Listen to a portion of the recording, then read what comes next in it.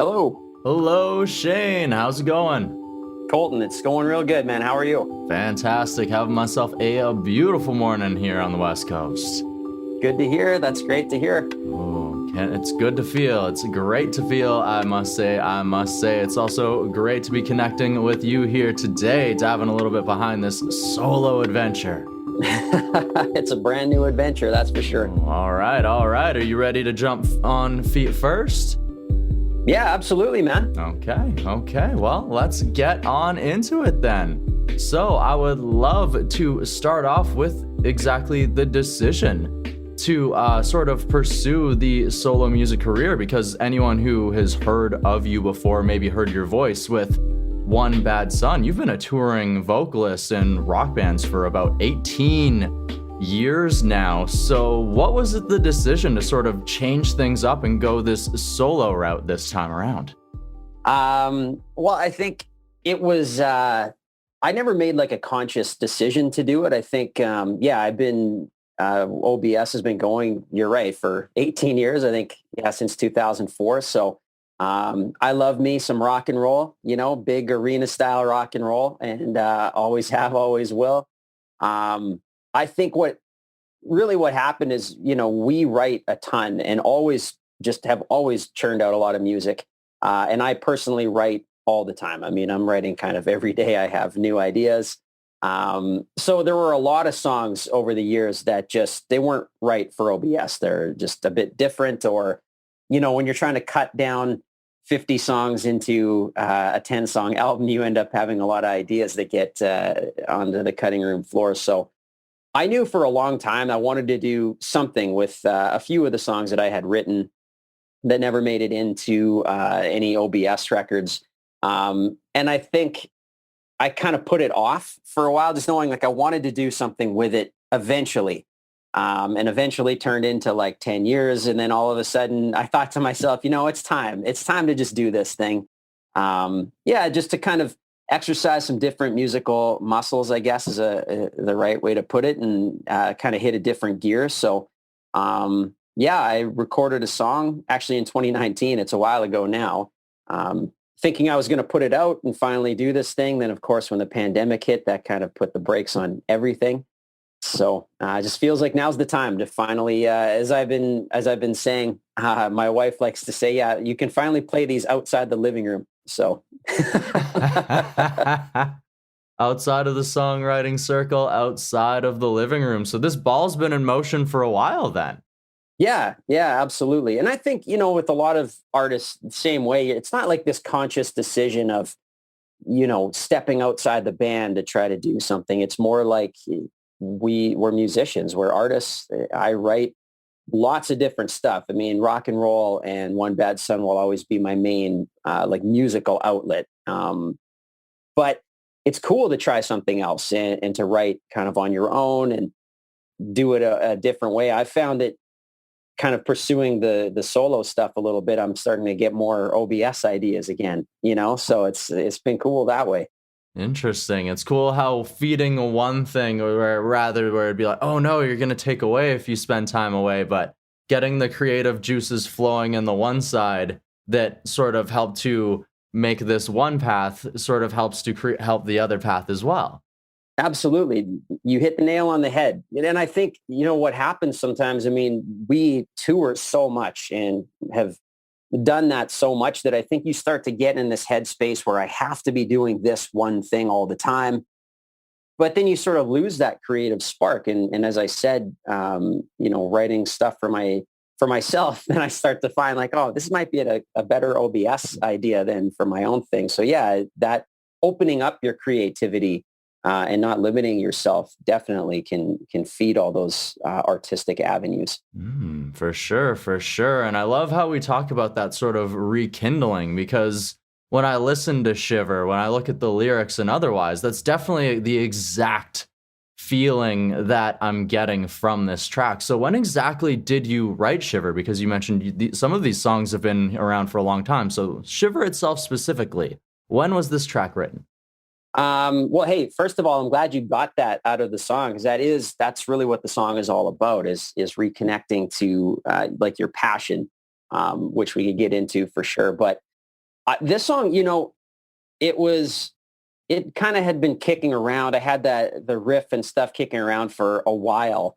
And it was one of those ideas which I often tend to do because I'm a bit of a procrastinator. I'll get a great idea and then it sits on a shelf for a while. So that was kicking around for a while. And then I think it was kind of, we got a show. It was the Rolling Stones' only stop in Canada in 2019, and we got on the bill. We were all stoked, and I think I hit some sort of frenzied like creative mode. I think when that happened, and I just kind of out of the blue was like, this song kind of spoke to me. The music spoke to me, and I thought, if you're gonna do the first song to maybe go record, I was leaning towards it. It just sort of spoke to me, so I grabbed it, wrote the lyrics, kind of actually turned the idea into a song. So yeah, it'd been kicking around for a little while for sure. All right. Now, opening up for the Rolling Stones, definitely a good way to rekindle a fire for sure as well as an artist. Absolutely. Not very many larger bands to open up for there. So a pretty amazing opportunity. Absolutely. Yeah, definitely.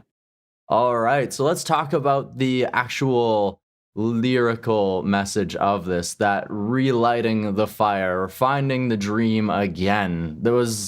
Is something that you were having trouble with at that time, or? Yeah, I think it's something a lot of artists go through, and it doesn't really matter if it's music or like whatever art form you're in. If you're creative, I think you have this, like, specifically for me with the band, we've been touring for so long, we've been writing for so long. And when we started,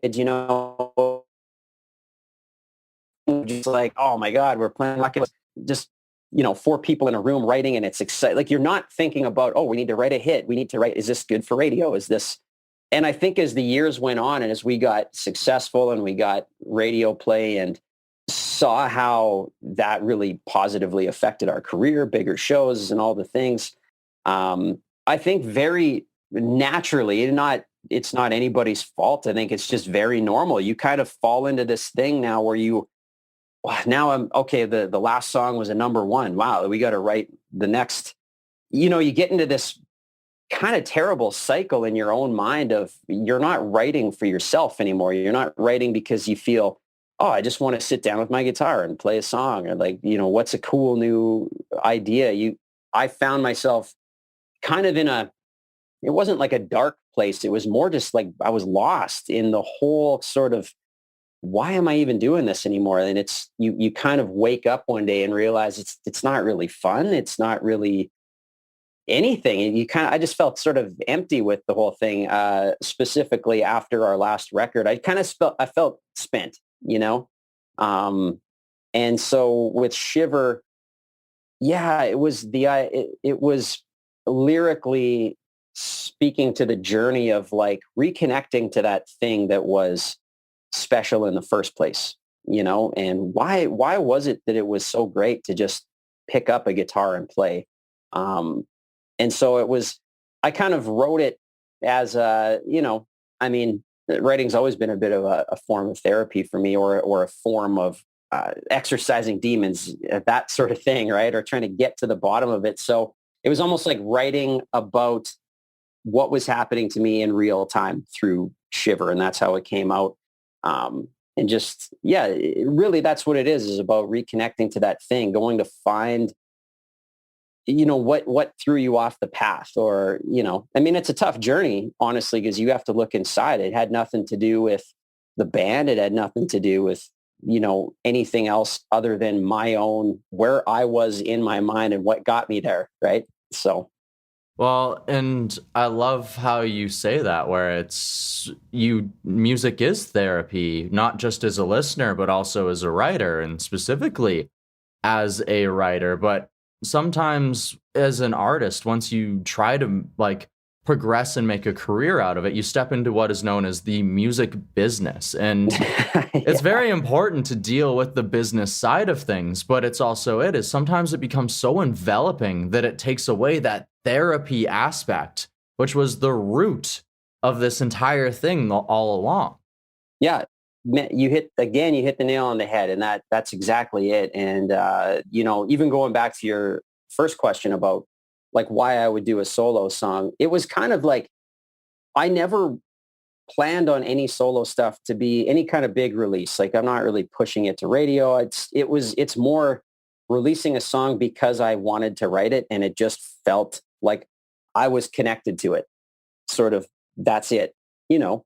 Um, at the same time that I was writing the tune and going through this, I really rediscovered my art as far as drawing. I draw comic books now as well. So it was this really kind of an awakening in my mind of actually something that my wife said that I will always credit her for because it really changed my thinking. She said, you're not a musician, you're an artist. Like you make art, go make art, and it sort of rewired my mind of like, it isn't just about writing a hit song. It's not just about you need to do this so that you can, like you said, do all the music business stuff, like make art. And honestly, I started drawing more again. And through that, I kind of started to pick up my guitar and just have fun ideas again. And then more songs came out that were, again, like more OBS songs started to come out, not from this place of like, I need to write hits, but more like, oh man, this would be a cool idea for the band. It felt a lot like things felt when we started writing together, and it was super cool. Well, I love to hear that. I love to hear that moment, that momentum, the energy is coming back, is getting back inside there. So, of course, Shiver here, we're recording a little bit earlier than the song actually releases. So this interview will release the same day as the single, October 22nd. So, yep. You bet. With this 2-year wait that it's sort of been for Shiver to come out, the anticipation has got to be pretty large for the track to come out. So I can't really ask, what does it feel like to have it out yet? So with the precipice of it's within a month now that the song is going to be released. So how excited are you?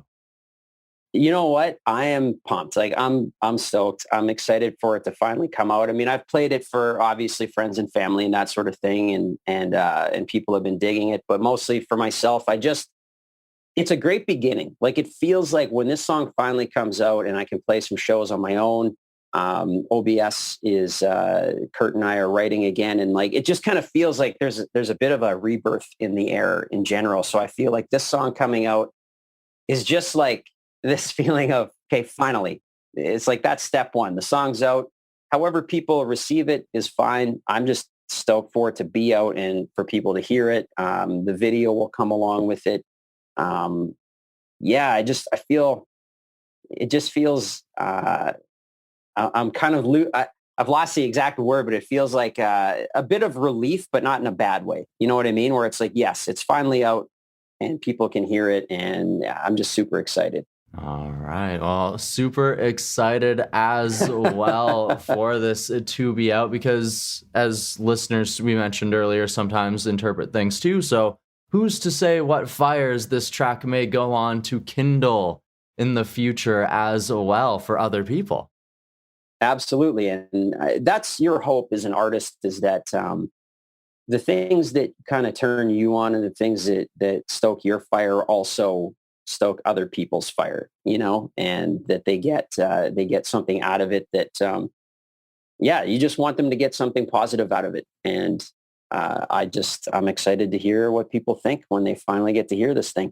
All right. I'm sure the reception's going to be very well. I mean, I myself already a pretty big fan of the track. So you mentioned the visual aspects of Shiver here, a music video and also a graphic novel aspect of it. So I'd love to dive into the music video here first. So has that already been shot? Yeah, so the video's done. It's kind of my least kept secret is that the song's going to be, it's in the pilot episode of a new show that they filmed in Alberta called Pipe Nation. So it's the theme song to that show. which they're pitching right now. So I got to know the director and the producer really well, and so they actually filmed the video for me as well, and had some actors. One of the actors from the show was in it. We had a ton of fun filming it. It was a really cool, kind of quick idea. We filmed out in Drumheller, Alberta, just gorgeous landscape, and kind of just felt like it fit the theme of the song really well. So. Wow, that's kind of cool how that comes together too. Just make a relationship, maybe get some traction with a potential show. Fingers crossed. Hopefully it gets picked up. But even then, Absolutely. Just that relationship ends up going on and sort of builds and connects through the main actor and everything else. That's really beautiful. Yeah, it's super cool. I mean, that is the thing that you kind of get when you start to put yourself out there, is that you meet great people and you meet like-minded people. You mentioned like the comic book. It's not quite a graphic novel because it's pretty short, but I just had a thought of, because I'm drawing comics professionally now. I had my first series came out in the summer.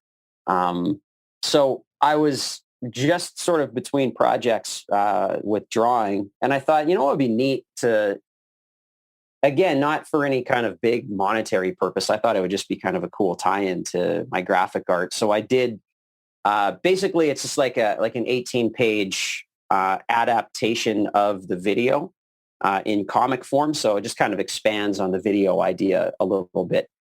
So that'll come out at the same time as the video. So yeah, I thought it would be kind of a cool tie-in. It was fun to do. It was a little odd to draw myself a bunch of times, but I got used to it. That was actually one thing I wanted to ask, because when I first looked at it and saw that you draw yourself, I was like, I wonder if that's like something he's ever had to do before, or if it's just like, okay, what, how do I detail myself in this picture, right? Yeah, I have it was odd. I'll just say that. It was a little strange. I mean, it feels like, yeah, it's weird drawing yourself because I don't know. It feels like maybe it's too much of a vanity project when you're you're drawing yourself. But I mean, I just thought it was a cool adaptation, and it was a fun exercise. That's for sure. Absolutely. And of course, also helps to maybe introduce the listener of Shane Volk to the visual world that maybe they haven't been introduced to yet, because as someone who has checked out this comic book and has also seen a little bit of your other work online with Mad Cave Studios with Nottingham, I love your art style, and it's sort of crazy to just see how you've been exploding into this world as well. Well, I appreciate that, man. It's cool of you to check it out. Yeah, I mean, Nottingham, it's funny that the worlds of comic books and music they're different, but in many ways they're very similar. And yeah, Nottingham was it was a pretty big hit, honestly, and I was not expecting that first time out. So very appreciative of everybody that picked it up. And yeah, like it's been really cool, a bit of a daunting task to do this brand new thing. But yeah, my kind of ultimate goal was always to, especially as I was having this sort of rebirth of creativity, was to start putting these things together a bit more in different ways and sort of experimenting with what that might mean, and kind of marrying my art and my music is, it's always been a bit of a dream. So it's kind of cool to be able to start doing it. And I'd like to do more in the future and see how I can keep putting those things together. Well, we'll see where Shiver takes you. I mean, Nottingham already has gone and done a very big thing, setting records, breaking records for Mad Cave Studios. Yeah, absolutely. It's, again, shocking, but it's a really, really cool. Absolutely. So, and then of course, I want to be bringing some of that stuff into the new One Bad Son music and art too. So it's really cool to have all these worlds coming together in a really positive way. Definitely a lot of logs in the fire, and it is burning brightly. here on you, Shane. Yeah. Thank you so much. Awesome. Awesome. Well, I appreciate this conversation. I have had a blast diving behind Shiver, your work as a graphic artist, all of these things. I have one last question, though. Are you ready for it?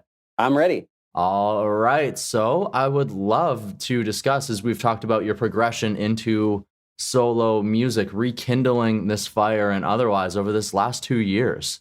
So what I would love to know is, over these last 2 years, how would you say that this time, these experiences, have helped you grow, or what has it taught you about yourself?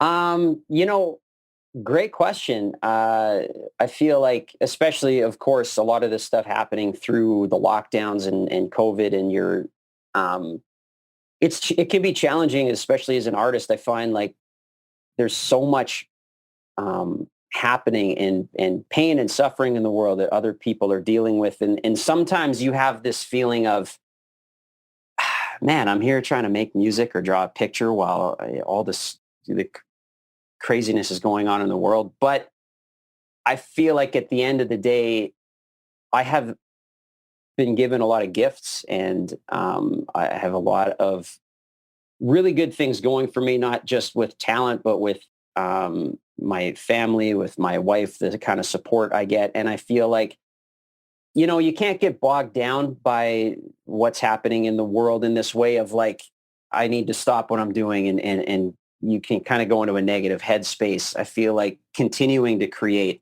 it's given me this fire to bring good things into the world, write more music, draw more pictures, put those things out there that people need. I mean, that's the beauty of being an artist, is that you bring good things into the world ultimately. And that's a really, I always keep that close to my heart, and remember that, sometimes you feel maybe a little selfish sitting there writing a song by yourself. But you remember that doing that process is what brings, art into the world, and the world needs art. It needs more good things and things that unite people instead of dividing them. And I've really held on to that over the last few years. And I'm excited now that hopefully we'll start to be able to play live again and get people together again and do the things that there's been so much divide and division in the world over the last 2 years, that